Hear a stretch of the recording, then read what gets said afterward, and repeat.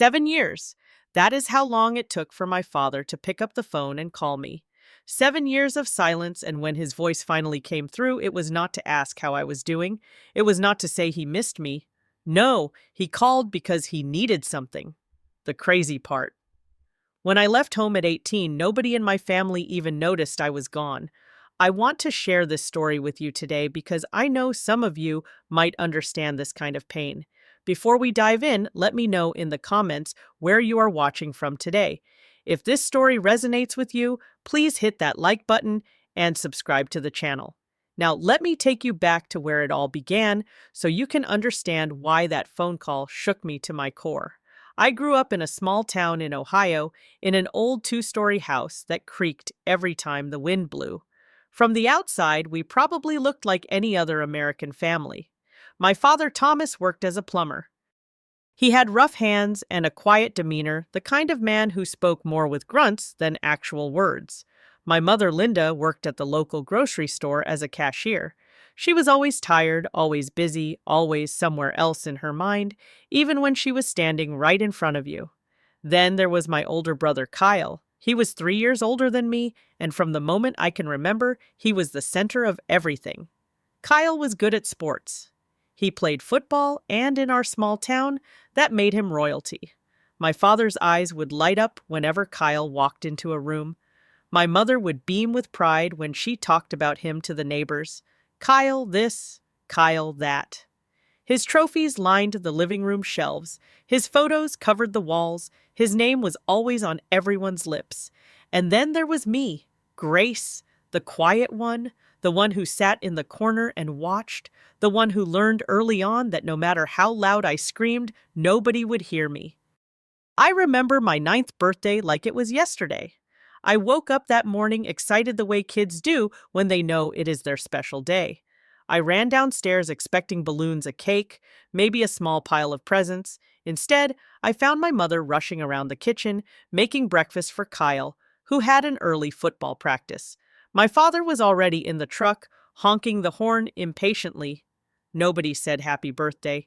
Nobody even looked at me. It was not until my grandmother called that evening that anyone remembered. I heard my mother on the phone, her voice suddenly high and fake. "Oh, yes, of course we celebrated. Grace had a wonderful day." She hung up and looked at me with something that might have been guilt or maybe just annoyance. "We will do something this weekend," she said. We never did. That was the pattern of my childhood. I learned to expect nothing so I would never be disappointed. My school had a music program and I discovered I was good at piano. Really good. My teacher said I had natural talent, that I should pursue it seriously. I practiced every day in the music room after school because we did not have a piano at home, and honestly, nobody would have noticed if we did. When I was 12, I had my first recital. I was so nervous, but also so excited. I told my parents about it weeks in advance. I reminded them the night before. I left a note on the refrigerator. The morning of the recital, I asked my mother directly, "You are coming tonight, right?" She looked at me with that distracted expression I knew so well. "Tonight, oh, honey, Kyle has practice. Your father is taking him, and I need to pick up extra shifts at the store." "But, Mom, it is my recital, my first one." She patted my head like I was a dog asking for a treat. "There will be other recitals, Grace. This is important for Kyle." I played Chopin that night to an audience that did not include a single member of my family. My teacher hugged me afterward and told me I was brilliant. A girl named Sarah from my class said her mother cried during my performance. I smiled and thanked them, but inside something was breaking. I started coping the only way I knew how. I retreated into myself. I found solace in books and music in the quiet corners of the library where nobody expected anything from me. I taught myself to play guitar using videos on YouTube. I learned to cook because my mother often forgot to leave food for me when she worked late. I became self-sufficient out of necessity, not choice. When I was 14, I tried one last time to reach my mother. I wrote her a letter. I poured everything into those pages. I told her how invisible I felt, how much I wanted her to see me, to love me the way she loved Kyle. I left it on her pillow, hoping she would read it and understand. 2 weeks later, I found the letter in the trash, unopened, mixed in with old newspapers and junk mail. She had thrown it away without even looking at it. That was the day I stopped hoping. High school should have been a fresh start, but it was more of the same. Kyle became even more of a star. He made varsity as a sophomore, which was practically unheard of in our town. College scouts started coming to his games. My father quit his second job just so he could attend every practice, every game, every team dinner. My mother started a scrapbook dedicated entirely to Kyle's athletic achievements. I kept my head down and focused on my studies. I discovered I was good at math, at science, at pretty much anything I put my mind to. My grades were nearly perfect. I made the honor roll every semester. I won the school science fair. I was accepted into the advanced placement program. None of it mattered. When I told my parents I had been selected for the AP program, my father barely looked up from the television where he was watching Kyle's game tape. "Good for you," he said, his eyes never leaving the screen. "Kyle, come look at this play. See how you hesitated there? You need to commit faster." I stood there for a moment waiting for something more. A question about what AP meant, or what classes I would be taking, or how this might help my future. Nothing came. I went to my room and closed the door quietly. I had learned that slamming it would not make anyone come check on me anyway. Junior year brought what I thought would be my moment. I was selected to represent our school at the state piano competition.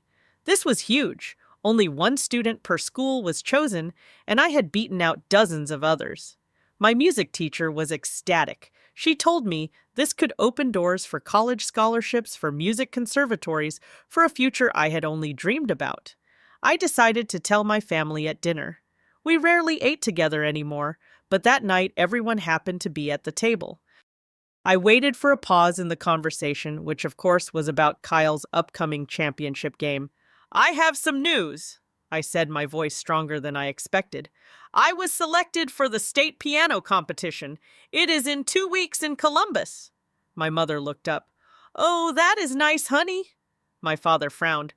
"2 weeks, Kyle has his big game that weekend. We cannot miss that." "The competition is on Saturday," I said. "Kyle's game is on Friday night. They do not conflict." "But we need to be there for Kyle the whole weekend," my mother said. "You know how important this is for him. Scouts will be there." "This is important for me, too," I said, and I hated how small my voice sounded. My father shrugged. "You can take the bus to Columbus, can you not? You are old enough." So I did. I took a bus to Columbus by myself. I stayed in a cheap motel room by myself. I competed against the best young pianists in Ohio by myself, and I won second place in the entire state by myself. When I came home with my trophy, the house was full of people. Kyle had won his game, and my parents were throwing a celebration party. Balloons, banners, a catered spread from the nice Italian place across town. I stood in the doorway holding my trophy, and not a single person noticed me. I put the trophy in my room in the back of my closet where I would not have to look at it. Then I made a decision. I was going to leave, and I was going to make sure I never needed these people again. I got a job washing dishes at a restaurant downtown. I told my parents I was joining an after-school study group. They did not ask any follow-up questions. I worked every shift I could, weekends, holidays, whenever they would have me. I saved every penny. I applied to colleges far away in states where nobody knew my name or my family. By the time senior year ended, I had saved nearly $4,000. I had been accepted to a university in Colorado with a partial scholarship. I had a plan. And I had finally accepted that the only person who was going to save me was myself. The day I left, I woke up at 4:30 in the morning. The house was silent. I had packed my suitcase over the course of several weeks, taking a few items at a time so no one would notice. Not that anyone ever came into my room anyway. I wrote a letter and left it on the kitchen table. I explained where I was going and why. I did not make it dramatic or accusatory. I simply stated facts. I was 18. I had graduated. I was starting college in Colorado. I did not expect them to understand, but I wanted there to be some record that I had existed in this house. I called a taxi from the end of the driveway. The driver was an older man who asked if I was running away. I told him no, I was running toward something. He smiled at that and wished me luck. The bus ride to Denver took 14 hours. I watched Ohio disappear behind me, then Indiana, then Illinois.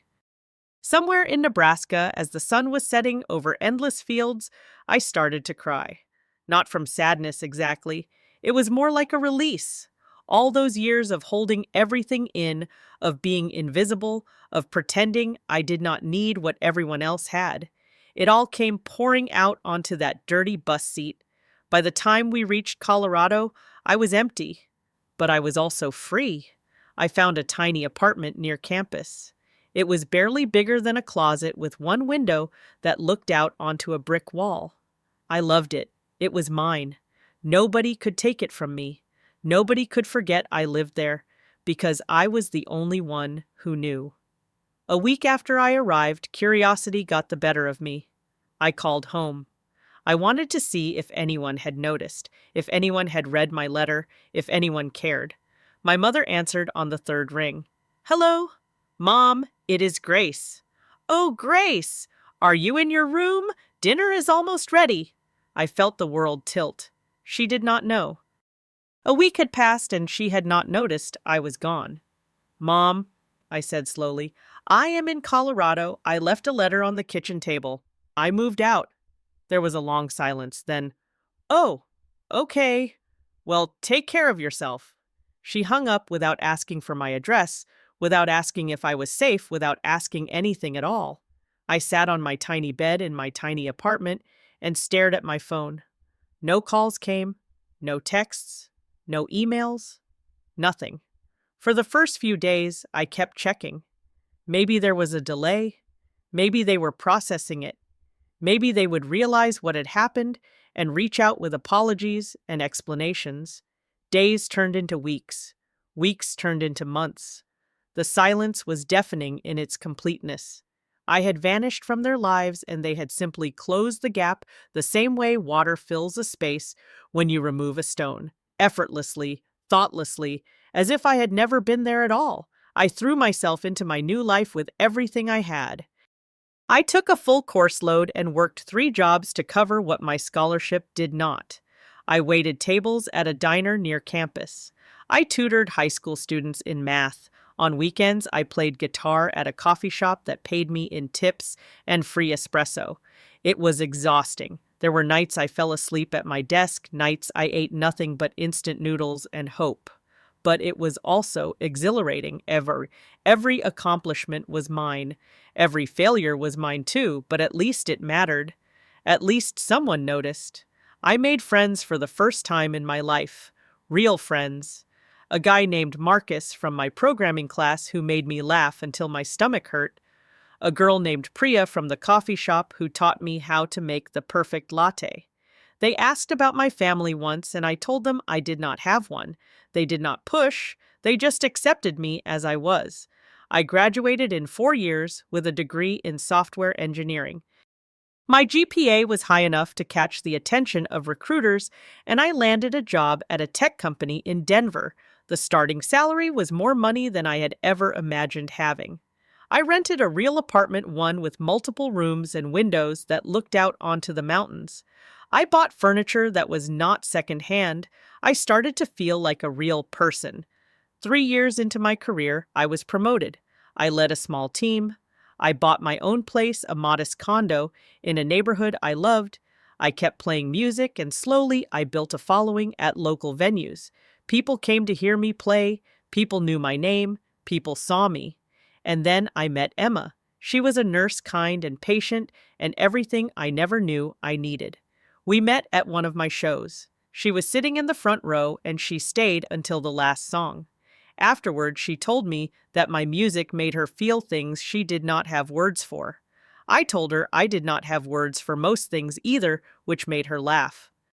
We dated for 2 years. She learned about my family slowly in fragments, the way you learn about someone's scars. She never pushed, she never judged. She just loved me wholly and completely in a way I had never experienced before. When I asked her to marry me, she said yes before I finished the question. For the first time in my life, I felt like I belonged somewhere, like I was home. The call came on a Tuesday evening. I was cooking dinner while Emma was still at work. My phone buzzed with an unknown number, and I almost did not answer. The area code was from Ohio. I had not seen that area code in 7 years. Hello, Grace? This is your father. His voice was older, rougher, but unmistakable. I felt my hand start to shake. I set down the spatula and walked to the window, looking out at the mountains that had become my sanctuary. Dad! I need to talk to you about something important. No, hello. No, how are you? No, I miss you, or I am sorry, or any of the things a parent might say to a child they had not spoken to in 7 years. Just straight to business. I should not have been surprised. What is it? It is Kyle. He is in trouble. Serious trouble. He told me the story in pieces. Kyle had been injured during a college game, a knee injury that ended his football career. Without football, he had lost his scholarship. He dropped out. He started gambling small bets at first, then bigger ones chasing the high he used to get on the field. He got in deep with the wrong people. He owed money to dangerous men.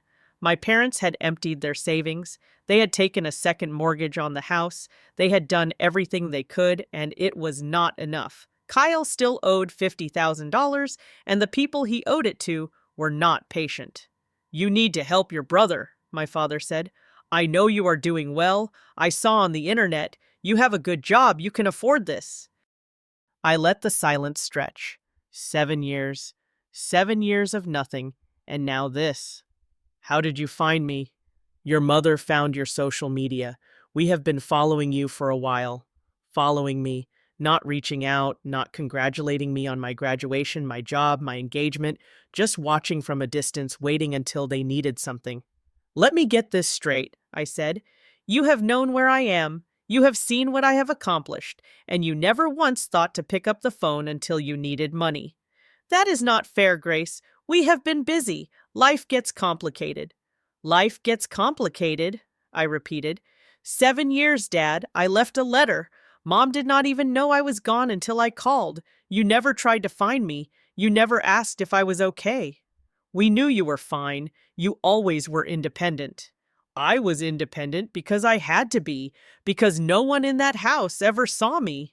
My father sighed, the same impatient sound I remembered from childhood. This is not about the past, Grace. This is about now. Kyle needs help. He is your brother. Is he? I do not remember him ever acting like one.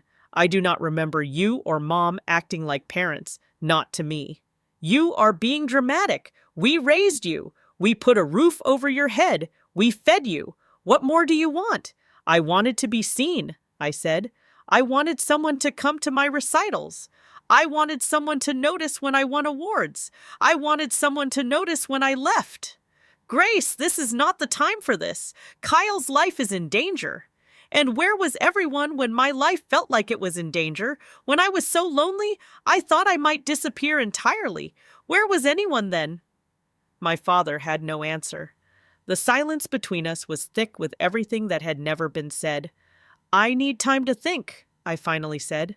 I will call you back. I hung up before he could argue. That night, I told Emma everything. She held my hand while I talked her thumb, tracing circles on my palm. When I finished, she did not tell me what to do. She just asked me one question. What do you need? I thought about it for a long time. I thought about Kyle, who had never defended me, never stood up for me, never treated me like a brother should. I thought about my parents who had given me life, but never really let me live it.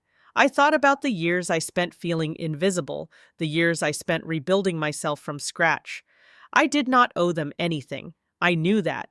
But I also knew that if I gave them this money out of guilt, out of obligation, out of some desperate hope that it would finally make them see me, I would lose a piece of myself I had fought too hard to find. The next day, I called my father back. I am not going to give Kyle the money, I said. What, Grace, you cannot be serious. This is family. No, I said. Family is who shows up. Family is who sees you. Family is who chooses you every single day. You did none of those things. You did not notice when I left. You did not call for 7 years. You only remember me when you need something. That is not family. That is convenience. You ungrateful little... He stopped himself, but I heard what he almost said. After everything we did for you. You raised me, I said. But you never saw me. There is a difference between raising a child and loving a child. I learned that the hard way. So that is it. You are just going to let your brother suffer. If Kyle wants help, I will help him find a job. I will help him find a program for gambling addiction. I will help him in ways that actually matter. But I will not enable him, and I will not buy my way into a family that never wanted me in the first place. My father was quiet. Then, you will regret this. Maybe, but I have spent my whole life regretting things I could not control. This is something I can control, and I am choosing myself for once. He hung up without saying goodbye. I sat there for a long time staring at my phone. No tears came, just a strange, hollow peace. The months after that call were hard. I started seeing a therapist, something I should have done years ago. We talked about my childhood, about feeling invisible, about the ways I had learned to survive by shrinking myself into nothing. It was painful work, but it was also necessary. Emma and I got married that spring. It was a small ceremony, just our closest friends in a garden overlooking the mountains. Priya was my best woman. Marcus gave a toast that made everyone laugh and cry. My family was not there. They were not invited and they did not ask. I wore my father's silence like armor. It hurt, but it also protected me. Every day that passed without a call was another day I proved to myself that I could survive without their approval, that I did not need them to see me in order to be real. I think about them sometimes. I wonder if my mother ever found my letter, if she ever read it and understood. I wonder if Kyle got help, or if he is still running from his debts. I wonder if my father ever regrets the things he said, the things he did not say, the moments he could have chosen differently. But mostly, I think about the life I have built, the friends who became my family, the woman who loves me without conditions, the career I created out of nothing but determination and spite, the music I still play on weekends for people who actually want to hear it. If you are watching this and you feel invisible, I want you to know something. Your worth is not determined by people who fail to see it. You deserve to be seen. You deserve to be loved. And sometimes the bravest thing you can do is walk away from those who refuse to give you either of those things and find the people who will. My parents still have not called, and honestly, I have stopped waiting. Because I finally learned that my value does not depend on their recognition. I am real, I matter, I exist, and that is enough. Now I want to hear from you. Have you ever felt invisible in your own family? How did you find your way through it? Leave a comment below and share your story. If this video touched your heart, please hit that like button so more people can find it. Subscribe to the channel if you want to hear more stories like this one. And if you know someone who needs to hear these words today, share this video with them. Thank you for watching, thank you for listening, and most importantly, thank you for seeing me. I hope wherever you are, you know that you are seen too. Take care of yourselves, and I will see you in the next one.